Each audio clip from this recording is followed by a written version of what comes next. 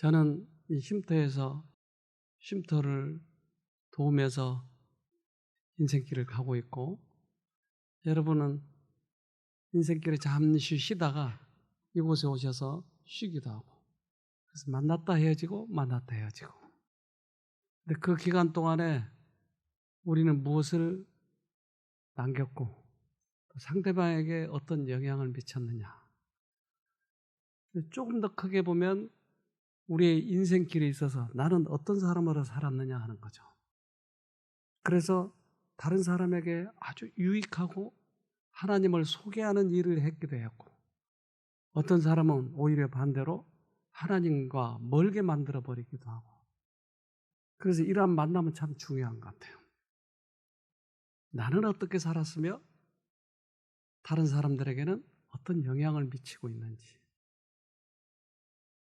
우리는 하나님을 사랑한다고 살아가지만 그 때때로 어려운 일이 우리에게 닥칠 때 왜 나는 하나님을 사랑하는데 내게 이런 어려운 시험이 올까?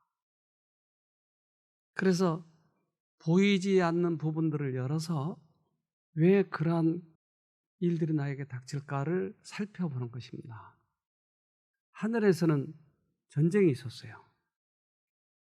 이 전쟁은 천사장이었던 그 사단, 용이 하나님과 대적하려고 그랬어요. 그래서 하나님의 대장 미가엘과 용이 싸워서 용이 이 땅에 떨어진 거예요. 그는 대단한 능력을 가졌어요. 그의 술수는 인간이 상상할 수도 없을 정도 대단한 사람이었어요. 그래서 어디선지 모르지만 죄를 가지고 있어요. 성경은 죄의 근원을 밝히지 않고 있어요. 근데 그 죄를 가져와서 이제 자기도 그 죄에 취했지만 또한 인간들을 죄로 물들게 해서 자기가 그 죄의 나라의 왕이 되기 위해서 하와에게 접근합니다. 그래서 그가 접근할 때 가장 좋은 것은 바로 한가한 그때 그에게 접근하죠. 창세기 3장 3절 동산 중앙에 있는 나무의 실과는 하나님의 말씀에 너희는 먹지도 말고 만지지도 말라 너희가 죽을까 하노라 하셨느니라. 하나님은 우리 인간들에게 자유의 선택권을 주셨기 때문에 이걸 먹고 안 먹고는 우리들의 권리예요. 그렇지만 그 결과는 우리가 또한 책임을 지는 것이죠. 그래서 하나님을 사랑하느냐 죄를 사랑하냐는 내가 선택하는 것이었어요. 그것이 다른 동물과 달리 최고의 걸작품에게 주는 하나님의 선물이기도 해요. 내가 하나님을 사랑한다면 그건 먹지 않겠죠. 죽으니까. 창세기 3장 4절 뱀이 여자에게 이르되 너희가 결코 죽지 아니하리라. 그런데 즉각 뱀은 죽지 않아. 어떻게 이렇게 반대되는 말을 즉각할 수 있을까요? 그런데 그렇게만 얘기했더라면 사람들이 덜 속았을 텐데 그 선악과를 바라볼 때 그에게는 넌지시 이렇게 얘기합니다. 창세기 3장 5절 너희가 그것을 먹는 날에는 너희 눈이 밝아 하나님과 같이 되어 선악을 알 줄을 하나님의 아심이니라. 그러니까 왜 먹지 못하게 했다고 하는 것을 설명했죠? 왜 먹지 말라고요? 하나님은 죄가 들어오는 길을 막고 이 땅에 에덴에 행복하게 건강하게 영생을 얻을 수 있는 방법을 진리로 제시했는데 사단은 왜 먹지 말라고 그랬다고요?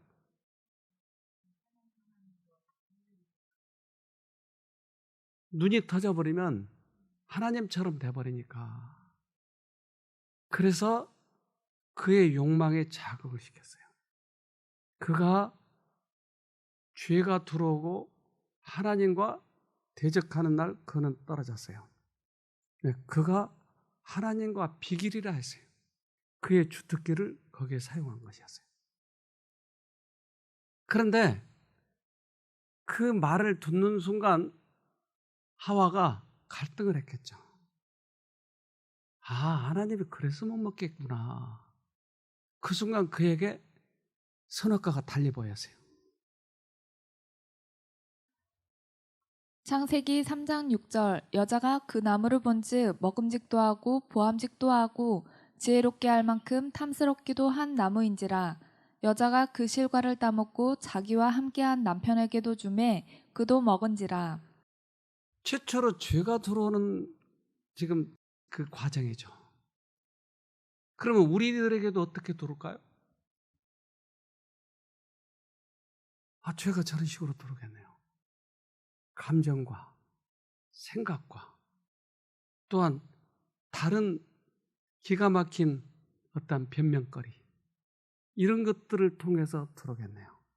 하나님은 원칙을 제시했는데 이걸 슬그머니 그런 변명을 하고 죄를 짓는 것이, 나는 처지가 그러니까 그럴 수 없어, 이렇게. 우리는 이 둘 중에 하나를 선택을 해야 돼요. 이것이 자유의지니까. 하나님께서는 우리의 동의 없이 우리의 정신을 지배하지 않으신다. 그러나 각 사람은 자신이 어떤 능력으로 지배를 받을 것인지 선택할 자유가 있다. 아무리 타락하고 아무리 부도덕할지라도 그리스도 안에서 구원을 발견할 수 없는 사람은 없다. 그래서 사단이든지 하나님이든지 우리가 선택할 때에만 능력을 통해서 주시는 거예요. 내가 선택하지 않으면 절대 죄를 짓지 않아요. 내가 선택을 했기 때문에. 그렇다면 지금 이 상태가 어떠한 상태이든지 이 상태에서도 하나님을 선택하면 나는 구원을 얻을 수 있을까요? 아무리 타락해도요? 그러겠네요. 아무리 타락해도. 하와는 그것을 보는 순간 마음에 감동이 돼가지고 그걸 먹게 되죠. 그래서 하나님께서 자유의지를 주셨나요? 네. 구속 사업에는 강제가 없다. 외부 압력이 전혀 사용되지 않는다. 성령의 감화 아래서 누구를 섬길지를 선택할 자유가 주어져 있다. 사람이 그리스도에게 복종할 때 일어나는 변화 가운데 가장 높은 의미의 자유가 있다. 그래서 구원 사업에는 강제가 없다. 헌금 내지 않으면 죽어, 지옥가, 이런 건 의미가 없다. 예수 천당, 불신 지옥, 지옥을 가지고 무기로 삼아서 믿게 만드는 건 의미가 없다. 하나님의 사랑에 감동이 돼서 끌려올 때만 이것이 의미가 있는 것이에요. 그러니까 구속 사업에 강제가 없어요. 하나님은 우리에게 자유의지를 주셨어요. 부부간에도 이것이 필요할까요? 그럼요. 부자지간에는 그래요. 모든 것이 이것이 적용이 돼야 돼요. 그래서 상대방을 지배하려고 하는 정신은 절대 하나님에게서 오지 않았어요. 그래서 부부끼리 서로 지배하려고 하고 내 소유를 하려고 하는 것은, 그건 하나님을 혹시 믿는 사람일지라도 사단에게 크게 방해되어 있는 거예요.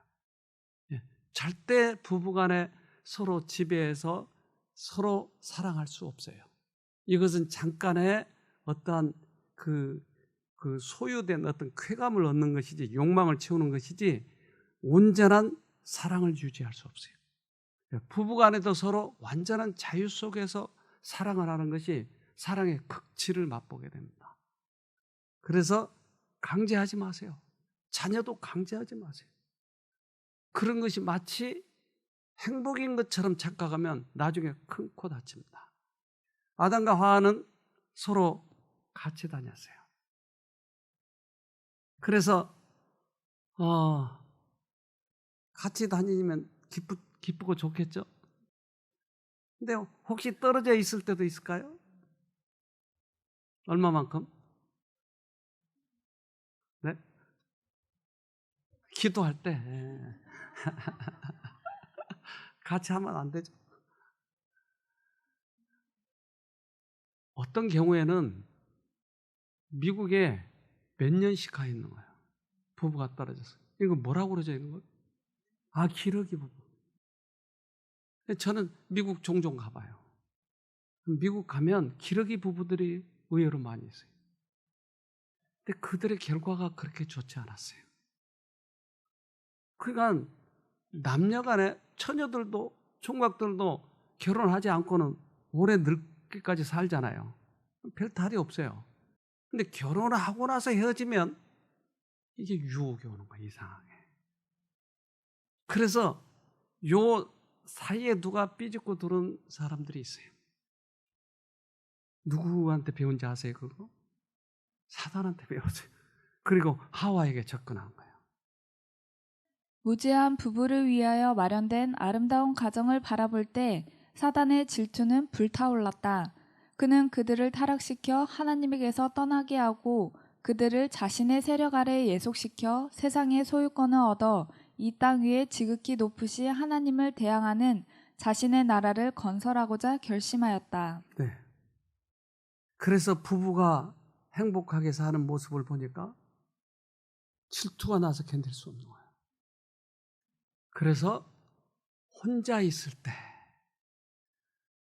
둘이 오랫동안 떨어지면 안 된다고 했는데 하와는 나는 혼자 있어도 돼. 얼마든지 악을 저항할 수 있어.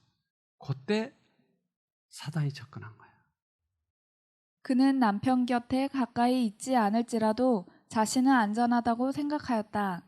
그는 악이 엄습해올지라도 그것을 식별하고 대항할 지혜와 힘을 가졌다고 생각했다. 천사들은 그에게 그렇게 하지 말라고 이미 경고했다. 이미 경고했네요. 그래서 그러한 순간 사단은 접근을 해서 그에게 선악과를 제시한 거예요. 믿음과 감정은 동이 서와 확연히 다른 것 같이 다르다. 믿음은 감정에 의지하는 것이 아니다. 왜 선악과를 먹게 됐다고요? 감정 때문에.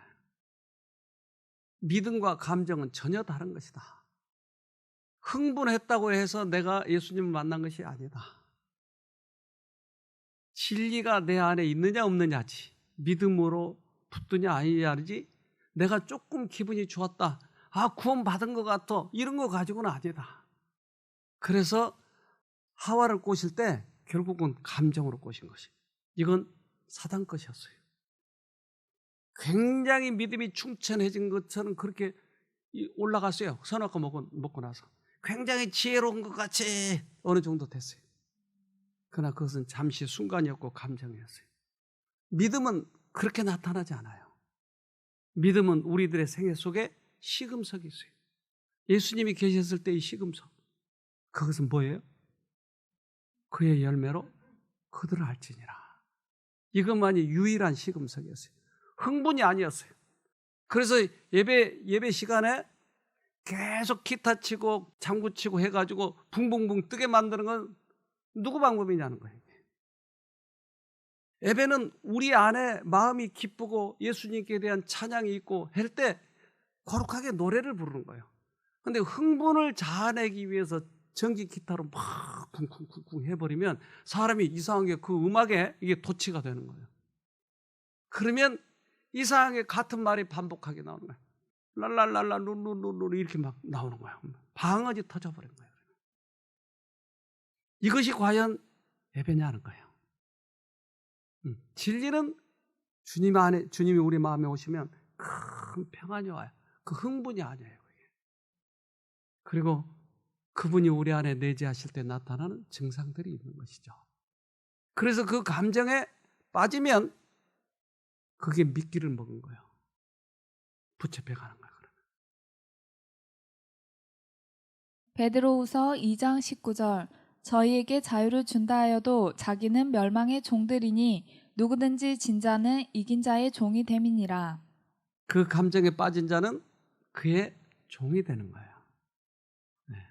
그래서 감정에 빠지면 우리는 결국 걸려가는 거예요. 바다 낚시를 하면 미끼가 뭔지 아세요? 지렁이. 그 처음에 지렁이 만질 때 징그럽더라고요. 근데 이제 나중에는 아무렇지도 않으니까. 근데 지렁이를 끼르면 이게 낚시 바늘에 끼어가지고 이게 꿈틀꿈틀해요. 한참 동안. 바다에다 딱 던져놓으면 이만한 큰 고기가 물려서 오는 거예요. 그거 조그마한 거 요거 하나 먹으려다 자기 전체가 넘어와 버린 거예요. 이 감정을 사용해서 사단은 우리를 걸어버린 거예요. 이거 하나님이 걸었죠? 누가 걸었어요? 근데 시험이 올 때 뭐라고 그래요? 하나님이 주셨다고 하는 거예요.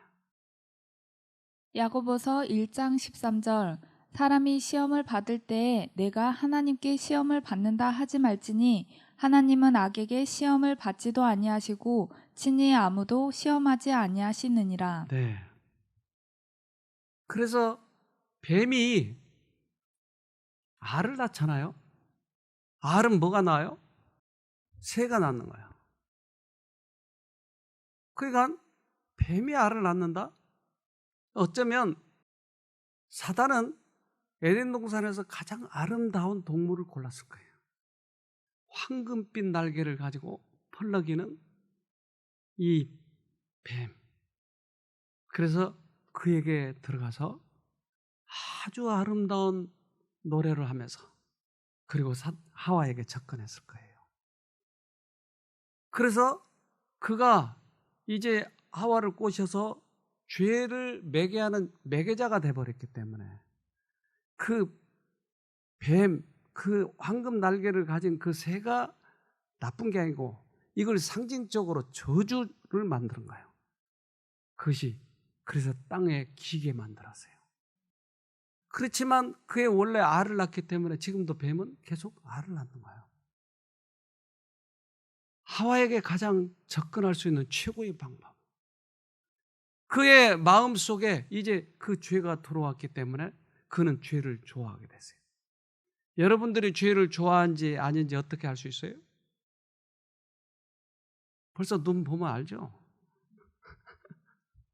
이 속에 뭐가 들어있는지 어떻게 알아요? 여러분 속에 죄가 들었는지 죄 것을 좋아하는지 하나님을 좋아하는지 어떻게 아냐고요. 그래서 금덩어리를 오늘 제가 1억 원짜리를 가져올 거예요. 그죠? 아무도 안 본데 여기다 딱 갖다 놓고 이게 없어지나 안 없어지나 그거 볼 거예요. 근데 우리 한 양이 가져갔어. 그러면 한 양 속에 뭐가 있었어요? 그렇지. 훔치고자 하는 마음이 있었어요. 원래 안 그런 척 웃고 다녔지만 속에 그게 들었어요. 어느 때 알았어요? 자기 속에 들어있는지. 그래요. 시험이 오는 거예요. 그래서 우리 안에 뭐가 들었는지를 알기 위해서 시험이 오는 거예요. 고린도후서 13장 5절 너희가 믿음에 있는가 너희 자신을 시험하고 너희 자신을 확증하라. 예수 그리스도께서 너희 안에 계신 줄을 너희가 스스로 알지 못하느냐. 그렇지 않으면 너희가 버리운 자니라. 그래요. 예수가 너희 안에 있는지 아닌지, 사단이 있는지 아닌지를 한번 시험해보자. 그래서 예수님이 안 계시다면 시험에 걸려 넘어진다는 것은 결국 구원이 없다. 한 아주머니가 오셔서 이분이 하소연을 하는 거야. 나는 예수 믿고 참 잘 살았어요. 그런데 우리 이제 자기가 가난해서 둘째 부인으로 들어간 거예요. 근데 그 집에 가니까 두 아들이 있어요. 근데 그 두 아들을 참 열심히 길렀는데 큰애는 도박에 빠지는 거예요. 근데 둘째는 정신에 문제가 생긴 거예요. 남편은 자기를 학대하는 거예요. 그러니까 자기가 데리고 간 아들 또 거기에 있는 아들 이게 기르다가 평생을 보내는데 자기에게서 난 아들이 둘이다 그러는 거예요. 하나는 도박에 빠져 하나는 이 정신의 문제. 그래서 여기 데리고 왔어요 그때. 그 둘째 아들을 데리고. 근데 왜 자기 인생이 이렇게 기구하냐 하는 거야. 나는 하나님 믿는다고 믿었다니까요. 근데 왜 이래요? 왜 그러죠? 하나님은 그에게 저주를 내리셨나요? 아니요. 그래서 하나님에 대해서 설명하기 시작을 했어요. 터키에 지진이 일어났답니다. 근데 이 지진이 발생한 직후 구조대원들이 이제 들어갔어요. 터키에서 지진이 발생한 직후 구조팀들은 폐허가 된 어떤 젊은 여성의 집 주변으로 생존자를 찾고 있었습니다. 그러던 중 폐허가 된 흙더미 속에서 웅크리고 있는 한 여성을 발견했습니다. 하지만 묻혀있는 그 여성의 자세가 이상했는데 마치 기도를 드리듯 무릎을 꿇고 상체는 앞으로 기울인 모습이었습니다. 집이 붕괴되면서 그 무게로 인해 그녀의 목과 허리는 골절이 되어 있었습니다. 구조팀이 힘겹게 손을 흙 속에 넣어 그녀의 생존 여부를 확인했지만 안타깝게도 숨을 쉬지 않고 체온도 없었으며 몸은 이미 굳은 상태였습니다. 구조팀은 그 여성을 포기하고 급히 다른 생존자 탐색에 나섰는데 그중 팀장이 어떤 이유인지 이상한 느낌이 들어 다시 그 여성에게로 가서 무릎을 꿇어 웅크린 채 굳어있는 그녀의 팔 아래 공간을 확인하기 시작했습니다. 그리곤 소리쳤습니다. 아기가 있다. 구조팀들이 몰려와 그녀 아래 흙더미를 조심스레 걷어냈고 꽃무늬 담요로 둘러싸인 3개월 아기를 발견하였습니다. 그 어머니는 집이 붕괴되는 급박한 순간에 아기를 보호하기 위해 몸을 웅크려 아기를 지킨 것이었습니다. 아기는 그 당시 잠들어 있었고 의료팀이 아기의 상태를 확인하기 위해 담요를 펴자 그 속에서 휴대폰이 나왔습니다. 그리고 문자로 타이핑이 되어 있었는데 아가야 만약 생존하거든 엄마가 너를 사랑한다는 것을 기억해야 한단다. 마지막 죽는 순간에 아가에게 내가 너를 사랑한다. 네가 살아나거든 엄마가 얼마나 너를 사랑했는지를 알아다오. 마지막 순간에 그 문자를 본 구조팀들이 어땠을까요? 모두 다 울음을 멈출 수가 없었어요. 엄마의 사랑이에요. 저 엄마를 누가 만들었어요? 그러면 엄마도 죽으면서 자기 아이를 보호했는데 엄마를 만든 하나님은 어떨까요, 여러분? 근데 그 하나님에 대해서 왜 우리가 그렇게 많이 오해하고 있는지 몰라요. 제가 아까 얘기했던 그 아주머니, 이때서야 내가 하나님을 오해를 너무 많이 했다고. 에스겔 33장 11절 주 여호와의 말씀에 나의 삶을 두고 맹세하노니 나는 악인의 죽는 것을 기뻐하지 아니하고 악인이 그 길에서 돌이켜 떠나서 사는 것을 기뻐하노라. 이스라엘 족속아 돌이키고 돌이키라. 너희 악한 길에서 떠나라. 어찌 죽고자 하느냐 하셨다 하라. 사단에 의해서 우리들의 감정에 노출이 되고 그래서 사단이 종이 되어버린 인간들을 보고 예수님은 너무나 안타까운 거예요. 나는 너희들을 구원하러 왔다. 근데 너희들은 사단에게 매여서 죽어가잖아. 내가 거기서 꺼내러 왔다. 그런데 사단의 속은 우리는 하나님이 나를 치셨다고 하는 거예요. 정반대로 생각하는 거예요. 우리는 수없이 교회 예배당에 들어가기 전에 십자가를 보고 들어가는데 그 십자가는 예수님이 우리 죄값 때문에 돌아가셨다고 분명히 말씀하시는데 헌금 안 내면 친다는 거예요. 이게 도대체 무슨 말인지 이해가 안 되는 거예요. 하나님은 우리를 구원하러 오셨지 죽이러 오신 거 아니에요. 요한복음 3장 17절 하나님이 그 아들을 세상에 보내신 것은 세상을 심판하려 하심이 아니요 저로 말미암아 세상이 구원을 받게 하려 하심이니라. 네. 예수님이 이 땅에 오신 이유는 심판하러 오신 것이 아니고 우리를 구원하러 오셨다고 하는 거예요. 하나님을 벌 주시는 자로 자꾸 소개를 하니까 사람들이 예수님을 두려워하는 것이에요. 실험을 했어요. 갓난아기. 이제 낳은 지 며칠 안 된 아이에게. 그리고 양쪽에서 엄마와 다른 엄마가 부르는 거예요. 그러니까 부르는 소리에 진짜 엄마 쪽으로 얼굴을 돌리는 거예요. 그러니까 그 고개도 가누기가 힘든 아이가 그쪽으로 돌리는 걸 얼마나 힘들겠어요. 그쪽에서 부르니까. 뱃속에서 들었기 때문에. 그래서 얘들에게 젖냄새를 나는 수건 가지고 엄마 젖과 다른 사람의 젖을 가지고 실험을 했어요. 그래서 양쪽에서 됐어요. 되는 순간 바로 따라오는 거예요. 그 눈도 못 뜬 녀석이 어떻게 이걸 아는지.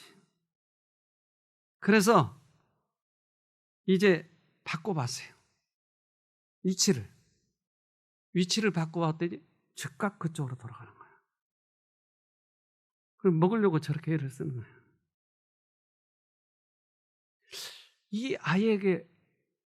이 아이가 무슨 마음으로 저렇게 돌리죠? 생각을 많이 했겠죠? 이게 엄마 같기도 하고 아닌 것 같기도 하고 이렇게 생각을 많이 하고 돌렸겠죠? 그러면 본능적일까요? 그럼 뭘 좋아해요, 인간은? 엄마를 좋아해요. 엄마의 사랑을 좋아해요. 본능적으로. 우린 누굴 좋아해요? 하나님의 사랑을 좋아해요. 근데 그 하나님의 사랑을 단절시켜버리면 우리는 병이 낫지 않아요. 우리의 심령이 각박해져요. 그러니까 하나님의 사랑을 알아야 되는데 중간에 이것을 누군가가 분리시켜버린 거예요. 하나님은 벌 주시는 분이야. 시험은 하나님이 했어. 지가 해놓고선. 본능적으로 우리는 사랑을 그리워하게 돼 있어요. 야고보서 1장 17절 각양 좋은 은사와 온전한 선물이 다 위로부터 빛들의 아버지께로서 내려오나니 그는 변함도 없으시고 회전하는 그림자도 없으시니라. 하나님은 언제나 사랑이래요.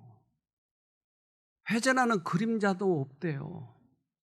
시험이 올 때 하나님께서 우리를 도우시려고 한대요.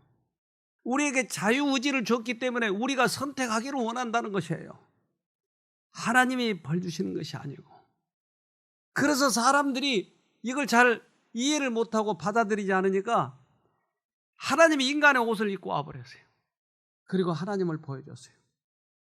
그 하나님의 모습이에요. 뭐 하시는 거예요? 죽은 자를 살리는 거예요. 병자를 고치는 것이에요. 하나님이 우리에게 보여주신 것이에요. 마태복음 8장 17절 이는 선지자 이사야로 하신 말씀에 우리 연약한 것을 친히 담당하시고 병을 짊어지셨도다 함을 이루려 하심이더라. 네. 하나님이 오신 이유는 우리의 병을 고치러 오셨다. 병을 주러 오신 것이 아니다. 근데 병이 들면 즉각 우리들의 생각은 또 하나님이 치셨나? 그래서 상담할 때 꽤 많은 사람이 그렇게 대답했어요. 왜 그렇게 많이 아프세요? 제가요, 죄를 많이 졌어요. 그래서 하나님이 저를 그만두겠어요? 그렇게 치시지. 제가 속으로 어리시고 죄를 그렇게 많이 져놓고 그거 가지고 그 감당하겠어요? 좀 더 아파야지. 그 죄진 거 얼마나 많아요, 여러분. 근데 그거 가지고 때우려고 그러면 되겠어요? 예수님이 지셨는데도 자꾸 자기가 지려고 하는 거예요. 그러니까 사람들이 하나님을 오해하고 있는 거예요. 내 죄만큼 때렸다는 거예요. 하나님은 절대 우리가 살아있는 동안에 때리시지 않아요. 내 스스로 자초하는 것이죠. 그래서 실험을 해봤어요. 왜 하나님은 그럼 우리에게 시험 오는 것도 좀 막아주시지 왜 막지 않으신가? 하나님이 사랑이라면 중지를 시켜야 되지 않아. 근데 왜 안 막으시는가? 그래서 박새를 가지고 실험을 했는데 미국 네바다주에 아주 그 열악한 그곳에서 눈이 많고 먹이가 별로 없는 그곳에서 박새를 잡아오고, 그래서 이 박새와 이제 아주 남쪽에 이 캘리포니아나 이런 쪽에 그 박새 아주 풍요로운, 곡식이 풍요로운 그러한 곳에서의 잡아가지고 실험을 했어요. 어떤 실험을 했냐면 유리를 끼운 그 원반, 저걸 쇠로 만든 원반, 저거는 꽤 힘을 가해야 열 수 있는데 유리 속으로는 보이잖아요, 벌레가. 그러니까 저 속에다 벌레를 집어넣는 거야. 그리고 양쪽에 캘리포니아산 선수 박새, 그곳에는 아주 풍요로운 곡식이 있는 것, 그리고 네바다주에 아주 열악한 환경에서 자란 박새, 둘이 양쪽에 세워놓고 실험을 시작하는 순간 네바다주에서 온 박새는 잠깐 동안에 그 뚜껑을 열어버리는 거예요. 그런데 왼쪽에 있는 이 캘리포니아산 박새는 저 유리만 두드리고 있는 거예요. 꺼낼 줄을 모르는 거예요. 그런데 추운 데서 자란 녀석은 금방 원반을 드러내버린 거예요. 그리고 그 속에 벌레를 잡아먹는 거예요. 어떻게 그렇게 잠깐 사이에 한 1초 만에 다 그렇게 문제를 풀어버리죠? 왜 그럴까요? 그런 환경에서 자라면서 그 속에 그러면 뭐가 심어졌을까요? 유전자 지혜가 심어져 있는 거예요. 그 부모로부터 받은 유전자, 본인이 터득한 유전자, 이런 것이 이 뇌를 이미 그렇게 변화시켜 놨던 거예요.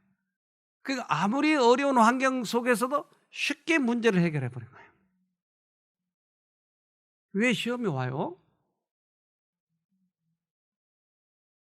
어떤 환경에서도 우리는 하나님은 사랑이라고 하는 것만을 믿게 만드는 거예요. 시험 속에서도 하나님이 나를 도우셔. 그래서 우리는 이 세상을 살아가는 동안에 이 거친 세파를 하나님 믿고 하나님 의지하고 사는 방법을 알려 주신 거예요. 이게 그 시험이 유익한 거예요? 무익한 거예요? 근데 왜 시험 속에서 그렇게 힘들어하나요, 여러분? 왜 왜 여러분들은 그렇게 괴로워하나요? 시험 속에서도 즐거워할 수 있는 방법이 있나요, 그럼? 그렇다니까요. 시험에서도 우리는 얼마든지 기뻐할 수 있는 것이에요. 견디기 어려운 상황에 처하게 되면 때때로 우리는 하나님의 영이 과연 우리를 인도해 오셨는지 의심한다. 그러나 예수를 광야로 인도하여 사단에게 시험을 받게 하신 것은 곧 성령의 인도하심에 의한 것이었다. 하나님께서 우리를 시련에 들어가게 하실 때 그는 우리의 유익을 위하여 이루실 목적을 갖고 계신다. 목적이 있네요. 그래서 하나님께서는 우리가 감당할 수 없는 시험은 절대 들어오지 못하도록 막아놔요. 그런데 우리가 필요한 시험은, 이 시험을 통해서 우리는 극복하면 우리에게 유전자가 생기기 때문에 이 유전자를 우리에게 심어주시기 위해서 하나님께서는 감당할 수 있을 만큼만 열어놨어요. 그러면 우리가 암에 걸린 것도 이길 수 있을까요? 그렇다니까요. 목적을 알아야 돼요. 시험이 온 이유. 그래서 하나님이 우리를 죽도록 사랑하셨어요. 십자가에서 죽으신 걸 보면 알잖아요. 그러면 그 하나님의 사랑을 끝까지 붙들고 이 시험을 통과하면 그때 큰 유익을 얻을 수 있는 거죠. 오히려 전화위복의 계기가 되는 것이죠. 그분의 사랑과 능력을 믿는 그들의 믿음과 확신을 시험해보기 위하여 그들을 자주 시험의 자리로 데리고 옴으로써 품성을 개발할 수 있는 기회를 주신다. 그때 품성이 달라지는군요. 그렇다면 어릴 때 시험이 오면 더 유익하겠네요. 더 빨리 우리가 잘할 수 있으니까. 그래 늙어서 죽기 전에 오는 것은 상당히 문제가 있네요. 배우지 못하고 죽어버리면 큰일 나니까. 그러니까 어려서부터 이걸 자꾸 우리가 시험에 이기는 법을 배워야 되고, 내가 지금 살아있는 동안에 이 시험을 이기면 우리는 하늘에 들어갈 수 있기 때문에 이 시험을 잘 이겨야 되겠네요. 어떻게 보면 나이 많은 사람이 더 기회가 좋을 수가 있어요.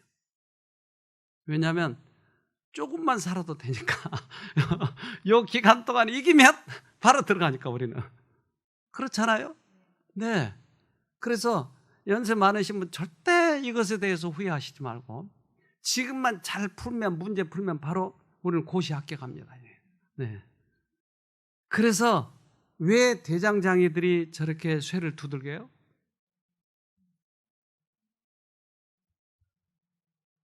아주 그렇죠. 쓸만한 연장을 맞는 것이에요. 예. 여러분 지금 쓸만한 연장이에요? 아니에요? 될 수 있어요. 와, 대답은 저렇게 잘하시는 거예요. 그리스도인 품성의 순금에서 찌꺼기가 제거되는 것은 풀무의 열을 통해서이다. 예수께서는 그 시험을 주목하신다. 그분께서는 그것이 당신의 사랑의 광채를 반사할 수 있도록 그리스도인 품성의 귀금속을 정련하기 위하여 필요되는 것이 무엇인지를 아신다. 네. 그래서 풀무불 속에서 연장에 대해 나오면 우리들의 그 쓸모 있는 아름다운 그러한 기구들, 그걸 다 주님은 보시고 싶다고 하는 것이에요. 당신의 섭리 가운데서 그들의 품성을 시험하며 그들 자신들은 알지 못했던 결점과 약점들을 드러내는 위치로 그들을 이끄신다. 그분께서는 이 결점들을 시정하고 당신을 위한 봉사에 그들 자신을 적합한 자가 되게 할 수 있는 기회를 그들에게 주신다. 네. 우리들이 알 수 없는 그런 우리 속에 있는 나쁜 품성들이 있더라. 그런데 시험을 당할 때 우리가 이것이 드러나는 거예요. 옛날에 나는 이미 성질을 안 내기로 했어. 결심했어. 근데 아직도 그 요소가 많이 있더라 이 말이에요. 근데 그 시험이 오면 영락없이 그 성질을 내거든요. 그래서 우리 이 앞에 앉아있는 우리 김자매님, 우리 홍 집사님 저분 성격이 어떻다고 생각해요?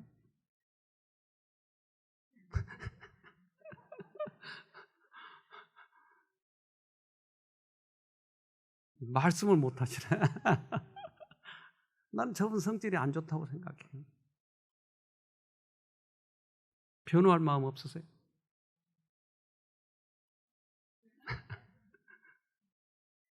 그래서 우리 둘이 싸우는 거예요.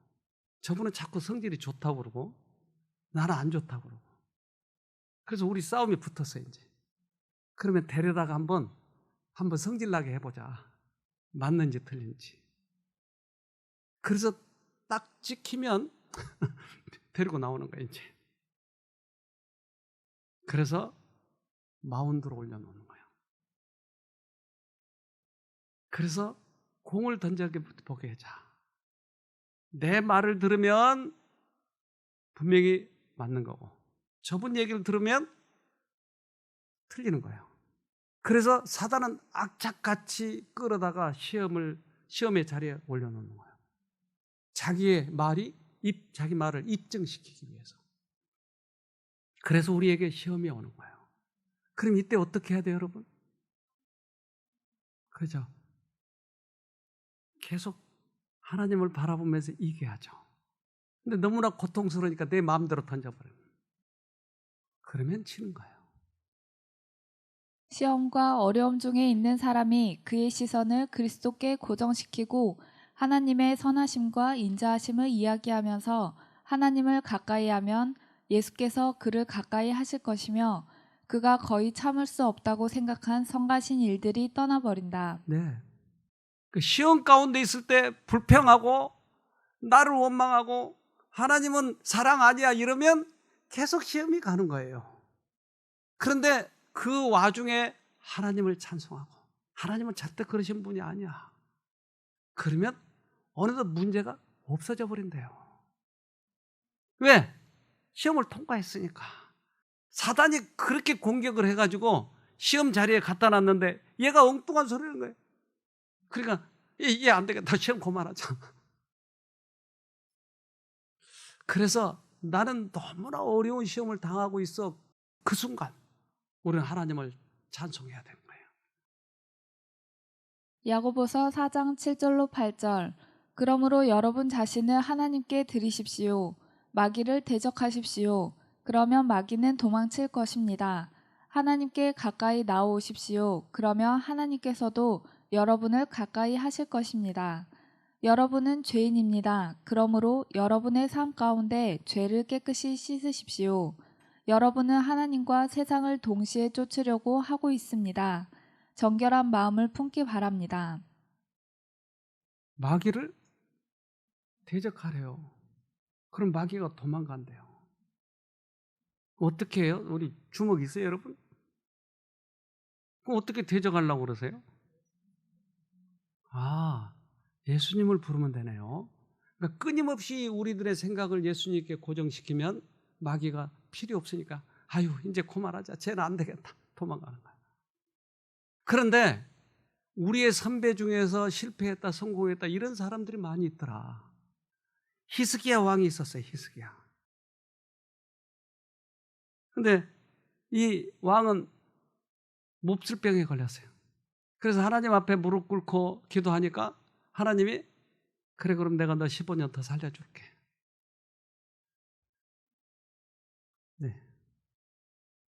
열왕기하 20장 1절로 2절. 그때에 히스기야가 병들어 죽게 되매 아모스의 아들 선지자 이사야가 저에게 나와서 이르되 여호와의 말씀이 너는 집을 처치하라. 내가 죽고 살지 못하리라 하셨나니 히스기야가 낯을 벽으로 향하고 여호와께 기도하여 가로되. 그래서 하나님께 간절히 구하니 하나님이 그래 내가 너를 15년 더 살려줄게. 열왕기하 20장 5절. 너는 돌아가서 내 백성의 주권자 히스기야에게 이르기를 왕의 조상 다윗의 하나님 여호와의 말씀이 내가 내 기도를 들었고 내 눈물을 보았노라. 내가 너를 낫게 하리니 내가 3일 만에 여호와의 전에 올라가겠고. 하나님 그럼 나 확실히 구해준다는 병을 낫게 해준다는 그 표 좀 보여주세요. 표. 그래? 그러면 내가 해시계를 앞으로 가게 할까 뒤로 갈까? 앞으로 가는 것은 맨날 가잖아요. 그러니까 뒤로 가게 해주세요. 해시계가 그럼 뒤로 갔나요? 해를 뒤로 돌려버린다는 말은 무슨 말이죠? 지구가 거꾸로 돌든지 해가 거꾸로 돌든지 그러지 않았겠어요? 아니 해가 돌아가 버리다니 말이 돼 이게? 근데 히스기야 그 기도에 하나님은 그렇게 응답하셨어요. 그래서 과학자들이 이것을 발견해냈어요. 해가 부족한 거예요. 여기서 찾아낸 거예요. 로켓을 쏠래니 이것을 과거에 해가 돌아갔던 그런 모든 것들을 이게 전산으로 알아내야 돼요. 근데 부족했던 그 하루가 나온 거예요. 90도가. 이야, 하나님이 해를 돌려버리다니. 그래서 나왔어요? 나왔어요. 그런데 이 해를 이스라엘에서만 받겠어요? 아니, 옆에 나라에서도 배웠겠죠. 바빌론에서 보니까 과학자들이 우와, 어떻게 해 그림자가 거꾸로 가버리지? 과학자들이 도저히 이해할 수 없는 거예요. 그래서 수소문했더니 이스라엘 왕 히스기야를 구원하실 때 하나님의 해를 거꾸로 돌렸다더라. 야, 그러면 그 하나님 우리도 믿자. 가봐라. 그래서 잔뜩 보물을 싣고 히스기야 왕을 만나가지고 당신이 정말 해시계를 돌렸냐고. 그래서 가서 이 얘기를 해요. 그랬더니 히스기야가 대답을 하는 거예요. 역대하 32장 31절.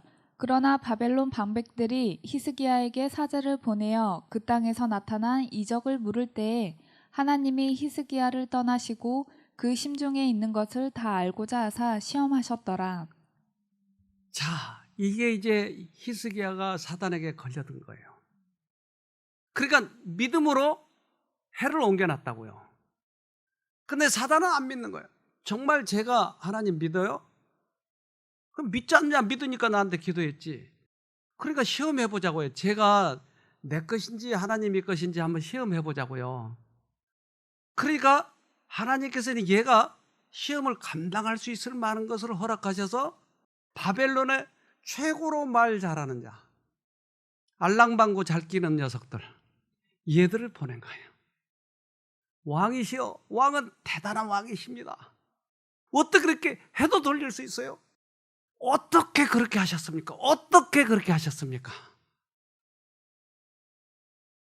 사신들을 보내어 그의 회복에 대하여 축하하고 할 수 있는 대로 그와 같이 큰 기적을 행하실 수 있으셨던 하나님에 대하여 많이 배워오도록 하였다. 그들의 의도는 하나님을 배워오도록 하세요.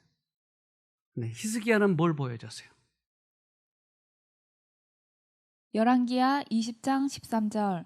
히스기야가 사자의 말을 듣고 자기 보물고에 금은과 향품과 보배로운 기름과 그 군기고와 내탄고의 모든 것을 다 사자에게 보였는데 무릇 왕궁과 그 나라 안에 있는 것을 저희에게 보이지 아니한 것이 없으니라. 왜 보여줬어요?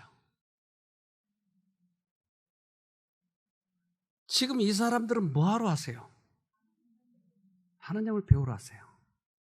근데 얘는 뭘 보여줬어요? 자기 폼자는 거야. 넘어가 버린 거야. 야, 내가 어떤 사람인 줄 알아? 우리 보물 얼마나 많은 줄 알아? 하나님을 보러 왔는데 자기를 나타내는 거야. 암을 고쳐놨는데 자기를 나타내고 있는 거예요. 넘어가 버린 거예요. 시험에 걸려든 거예요. 히스기야가 만약 이 시험을 겪지 않았다면 자기가 믿음이 좋은 걸로 착각하고 죽었을 거예요. 그럼 구원 없어요. 이것을 통해서 들춰나는 거예요. 아직도 나는 그런 사람이었구나. 결국 대장간에 들어갈 때야 그걸 알게 된 것이었다 이 말이에요. 시험이 그 목적을 달성하여 그 영혼이 충분히 연단되면 그 특정 부문에 있어서의 더 이상의 시험은 필요치 않게 될 수 있다. 만일 그 영혼이 책망을 받으면서 반응한다면 또 다른 시험과 시련이 보내어질 수 있으며 결국 개혁이 이루어지든지 아니면 희망 없는 경우로 포기되든지 결정이 된다. 자기의 결점이 드러나면 우리는 내가 고치든지 아니면 끝까지 고집 부리면서 끝나버리든지 그렇게 한다. 시험이 이것을 우리에게 보여주는 것이에요. 그렇다면 이 시험이 오는 것을 우리는 그저 무심하게 지나가지 말고 이 시험 속에서 나에게 무언가를 가르쳐주면 이것을 단련시켜서 개발시키자는 거죠. 암이 우연히 온 것이 아니라니까요. 그러면 이 과정 속에서 내가 무엇을 배워야 되느냐는 것이에요. 올림픽에 유망한 선수가 있었어요. 그는 틀림없이 우승할 그런 기록을 가졌어요. 그는 영국 기록을 갈아치운 400m의 강력 우승 후보였습니다. 그래서 스타트를 해서 뛰는데 갑자기 150m 지점에서 힘줄이 끊어져 버린 거예요. 그러나 150m에서 다리 힘줄이 갑자기 끊어졌습니다. 그래서 달릴 수가 없었어요. 고통 속에서 레드몬드는 주저앉았습니다. 그런데 이제 밖으로 끌고 나가려고 했을 때 진행 요원들의 만류에도 불구하고 레드몬드는 포기하지 않습니다. 고통 속에서도 개금질하면서 이때 관중석에 있던 한 남자분이 갑자기 트랙 안으로 들어왔습니다. 개금질하고 가는데 관중석에 있던 한 남자가 들어와서 그를 깨하는 거예요. 경기장에 뛰어든 사람은 아들의 고통을 눈으로 볼 수 없었던 그의 아버지였습니다. 울고 있는 아들에게 아들아 이제 그만 두거라. 아니요 끝까지 완주할래요. 그래 그러면 아들아 같이 뛰자꾸나. 그리고 아들을 팔로 부축하고 같이 뛰기 시작합니다.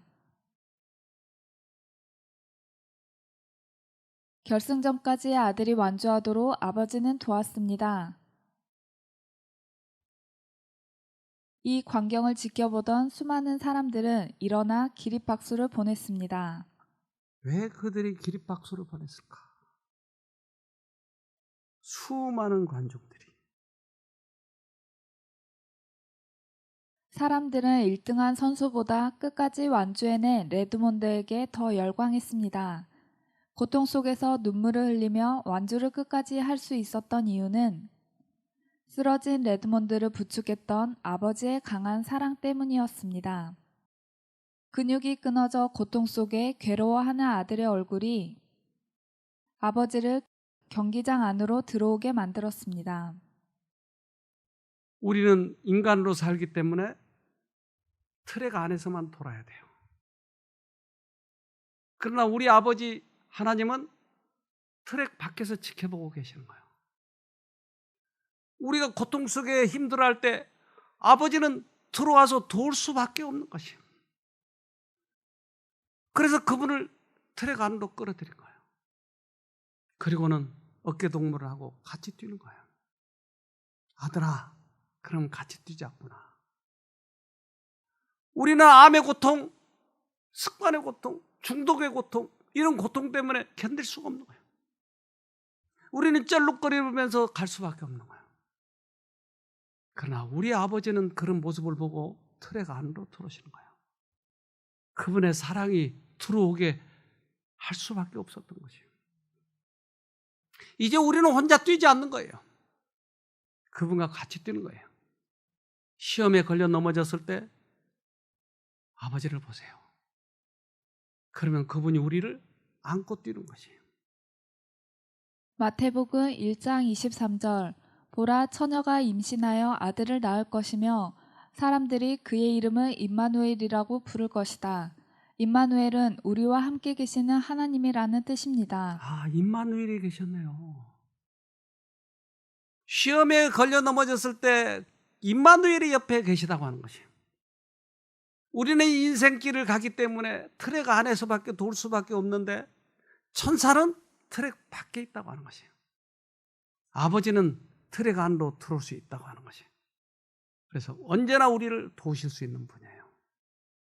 베드로전서 4장 12절로 13절 사랑하는 자들아 너희를 시련하려고 오는 불시험을 이상한 일 당하는 것 같이 이상히 여기지 말고 오직 너희가 그리스도의 고난에 참여하는 것으로 즐거워하라. 이는 그의 영광을 나타내실 때에 너희로 즐거워하고 기뻐하게 하려 함이라. 우리에게 오는 불시험 여러분 웃으면서 이길 수 있어요? 기뻐할 수 있어요? 우리는 그렇게 할 수 있어요. 아버지가 계시니까. 꼭 승리하기를 간절히 바랍니다. 기도합시다. 하늘에 계신 아버지, 우리가 주님을 사랑하는데 왜 시험이 온 줄을 몰랐었습니다. 그러나 그 이면에 여러 가지 이유가 있었던 것을 이제 알게 되었습니다. 아버지는 우리를 사랑하시지만 하늘에 올 수 있도록 하기 위하여 나쁜 불순물들을 다 빼버리고 오도록 하기 위해 잠깐 동안 시험을 허락하셨던 것을 알았습니다. 힘들고 어렵지만 우리는 그 시험 속에서 인내하면서 견디면서 우리들의 결점들이 없어지는 동안 주님 바라보면서 이기겠습니다. 그래서 영원한 하늘에 들어가서 우리 아버지와 영원히 살 수 있도록 저희들을 불쌍히 여겨 주시옵소서. 꼭 승리하도록 도와주시옵소서. 예수님 이름으로 기도합니다. 아멘.